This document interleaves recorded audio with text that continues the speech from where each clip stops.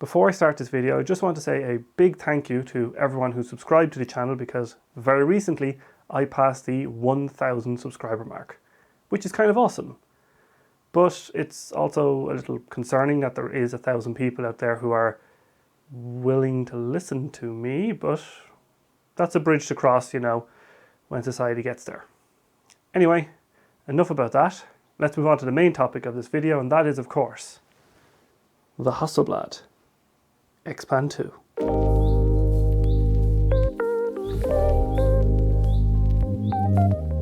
So if there's anybody who's been living deep enough under a rock to not know what the X-Pan is, it's essentially a 35mm true panoramic rangefinder camera system. And what makes it a true panoramic camera is that it shoots a 65mm by 24mm frame on 35mm film, which is almost exactly twice as wide as the normal 36 by 24mm frame that most 35mm cameras shoot. Now you might be asking yourself, how on earth did I get my hands on a complete X-Pan 2 kit with all the lenses? Well, it turns out it was actually very easy. It was find a friend who is a big enough lunatic to A, buy this kit, B, willing to lend it to me for 2 weeks, and C, just happens to be called Alex. He also has his own YouTube channel, so I'll link that in the description below, so you should definitely check him out, particularly because he was willing to, you know, loan me an X-Pan 2. So enough about the camera, let's head out and shoot with it.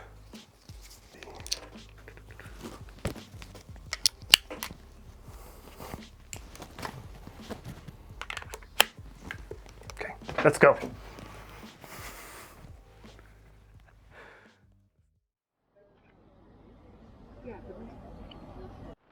Yep, just pop that in, stretch it across. You want to get the film tip right to the green line in the corner there. So it's gonna unwind all the film now. Yeah. I was surprised at how dense this thing is. Like, Yeah. it's got some gravity in it. Just hit mode. Mode. Mode. Yeah, now you're in ISO menu and you can just go to whatever. And then press And the then meter reading and you turn it on. it's in, you half press and then it meters. Oh yeah, sorry, I'm being very light with the half press. Oh, okay. Okay, that makes sense. Yeah, so you just have to understand how to read Yeah. that. Also, it's a 30mm lens on this at f5.6 and f8. Everything's going to be in focus. Yeah. But when you set it to auto for aperture priority, there's a lock on it and you Yeah. have to push the button in the middle to get out of Okay, that. yeah, that's like the f3. Yeah. There's definition right there. Getting a bit moist at that. Okay. Yeah, so we're good to shoot go. before the rain happens.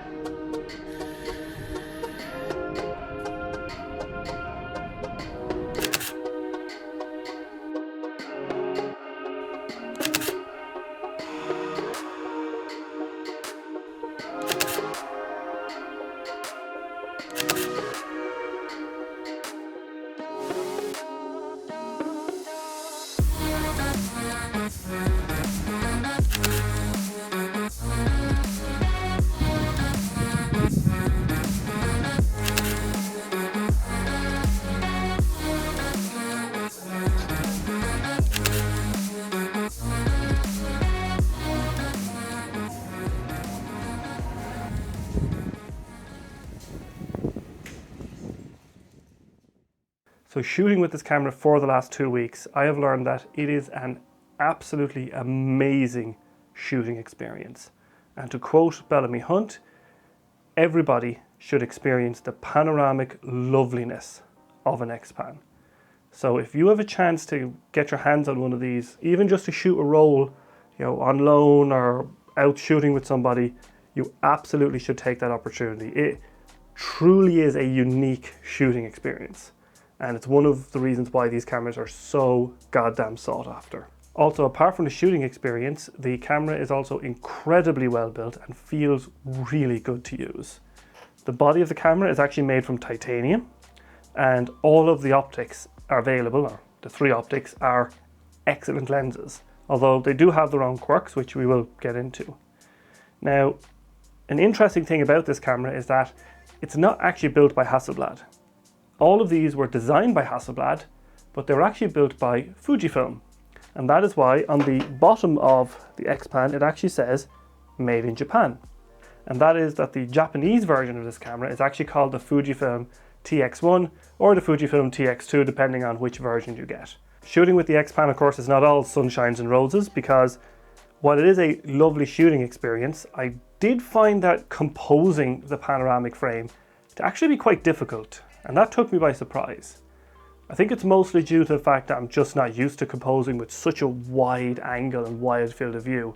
And there's also the fact that, it's a rangefinder camera and I have very, very little experience shooting rangefinders. So I did find it quite difficult to frame with. Another slight issue I ran into was the fact that the max shutter speed on this, due to its large focal plane shutter, is a 1/1000th of a second shutter speed. Now that doesn't sound like much of an issue. However, I did run into a few cases where I was shooting on very sunny, very bright days with 100 ISO film, and if I wanted to shoot wide open at f4, I would have been overexposing the film entirely. So I did actually have to use some 1 and 2 stop ND filters on these lenses in order to bring down the exposure enough to get under 1/1000th of a second.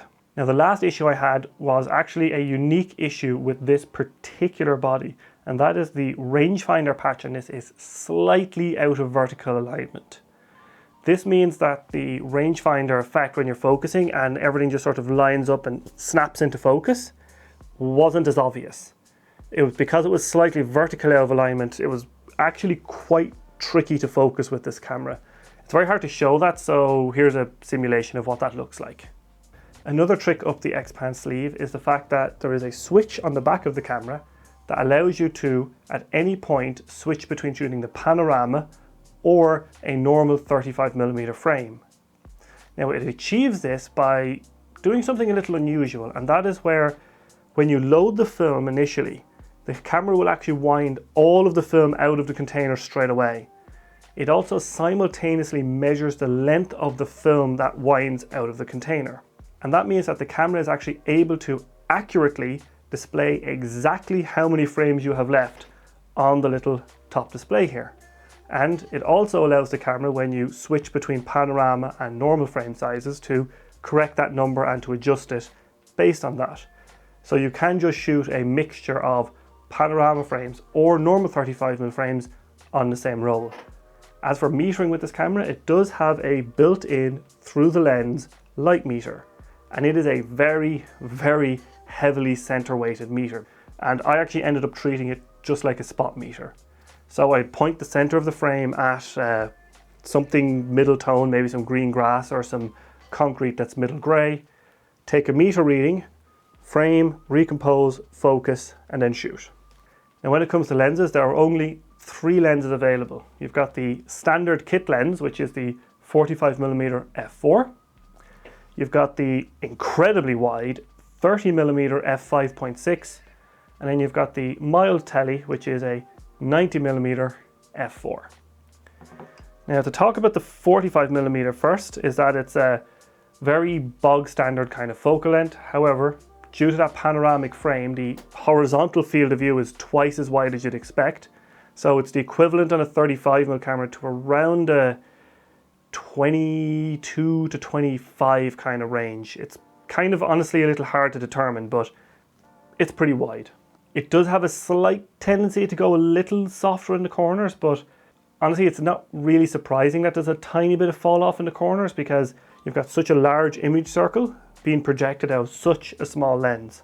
To put this lens into perspective, the filter thread on this is actually only 49 millimeters. So I was actually using a step up ring to use my 52mm NDs, and you know what? Where is it? Here it is. To show you the size of the lenses, that's the Nikkor 50mm 1.2 AIS lens. So it's considerably larger than the X-Pan lens. Next up in the lens lineup, we have the 90mm lens, and this also has a 49mm filter thread. As for the lens's optics, they are lovely and sharp, but because it's a 90mm and you're on a rangefinder, it is quite difficult to focus. A couple of my shots, particularly anything at f4 or 5.6, were actually slightly out of focus, and that is just due to the misalignment of the patch in this particular camera. You know, it's only vertically misaligned, but it's just very difficult to focus a longer focal length lens on a rangefinder. But one really cool thing about the 90mm is that the viewfinder actually corrects for it optically. And it does this by moving an extra optical element into the viewfinder as you mount the 90mm lens. And the way the camera does this is actually really cool. So if you take a look at the 90mm bayonet lugs, you'll notice that one of them is slightly longer than the other lenses. And that is because when you're mounting the lens on the camera, it engages with a little mechanical lever inside the lens mount itself. And as you rotate the lens into place, it pushes on that lever, and that mechanically changes out the optics in the viewfinder to correct for the 90mm focal length, which I think is a super cool, super elegant solution. And then moving on, we have the last lens in the system, which is the absolutely ludicrous 30mm wide angle lens. And when I say wide angle, I mean wide angle. And that is because a 30mm with the X-Pan's extra wide panoramic frame produces a 15 to 16mm equivalent field of view horizontally, while maintaining a 30mm field of view vertically. And this introduces a couple of issues. One is that the viewfinder on the X-Pan can't accurately frame a 30mm field of view.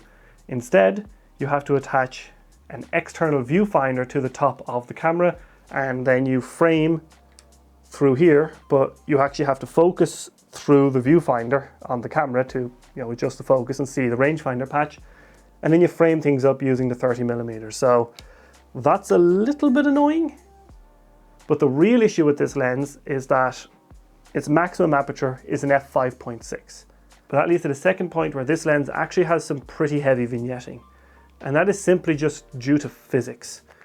However, this vignetting is counteractable by using a center ND filter, and if you don't know what a center ND filter is, it's essentially a standard neutral density filter, but it's darker in the center and lighter on the outside. So this will actually even out the exposure and counteract the vignetting. However, because this is an ND filter, when you do use it on the lens, you are giving up a stop and a half of light. And that means that the already slow 5.6 maximum aperture turns into an f9 maximum aperture in terms of exposure. Optically, you're still getting the same 5.6 look, but in terms of transmission, it's a T9 lens now. And that makes it quite hard to shoot unless you're out in very bright conditions. So if you're planning to use a 30mm in any kind of dimly lit condition, you definitely want to bring a tripod. So to wrap up this video, I just want to give some final thoughts on using the X-Pan 2. And honestly, it's such a cool and interesting camera to use. And something that's very cool about it is that it's only really possible while using film as a medium for image capture. Nobody is making a digital version of an X-Pan. And the simple reason is it's too unique. All the digital cameras now use the same sensors. They're becoming pretty much the same camera, whether you buy from Sony or Canon or Nikon. All digital cameras have kind of become the same. But with film, you can get more crazy wild cameras like the X-Pan. And towards the end of film's life, they were making sort of insane, cool, wild cameras to try and stand out from each other, because they couldn't stand out on specs and megapixels. They just had to do it by creating alternate frame sizes and alternate styles of camera, and it results in crazy, very fun, very cool cameras like the X-Pan. But as a camera, the X-Pan 2 is honestly kind of amazing. It's basically the only one of its kind in the world. If you want a true panoramic camera that shoots 35mm and is small and compact with good, high quality lenses, this really is your only option. I don't know of any others. I know there's some like 617 cameras, like the Fuji GX617, which is that crazy big, massive wide camera that they made. But when it comes to smaller versioned ones and ones that are actually usable, this really is the only camera system. However, because it's the only one that exists and it's very sought after, it is comically expensive right now. I'm not even going to tell you how much these are, because by the time I publish this video, they've probably doubled in price again. But yeah, these cameras are very, very expensive to buy, and the lenses are expensive, and any accessories are very expensive. Like this center ND filter for the 30mm lens alone is like 500 quid. So the whole system is just lunacy money. And that's an issue, because if these cameras break, they're basically unrepairable. And that is because these are fully, completely electronic cameras. They are not mechanical at all. They rely completely on electronics to operate. So if those electronics break, and they eventually will, all electronics will break, and you cannot get these repaired, or you can't cannibalize another X-Pan to get parts, you're basically SOL, and you've got a very expensive, albeit very nice, brick to ornament your shelves. However, I do believe Hasselblad is still servicing the X-Pan 2 to some degree. They will try to fix it if they have the parts lying around, but I know the X-Pan 1 is not something they service at all. So that is absolutely something you need to keep in mind if you're even thinking about buying one of these cameras. And that leads to the fact that, would I buy one of these cameras? And the answer is no. Not at market rate. I just do not think they're worth the insane prices that they're going for right now. But if I spotted, a TX1 or TX2 in a secondhand store in Kagoshima later this year with the 45mm lens going for a fair bit under market rate, I would actually be very, very tempted to pick it up. But for the prices they're going for now, I just couldn't justify buying one. Anyway, with that, that's the end of the video. See you next time.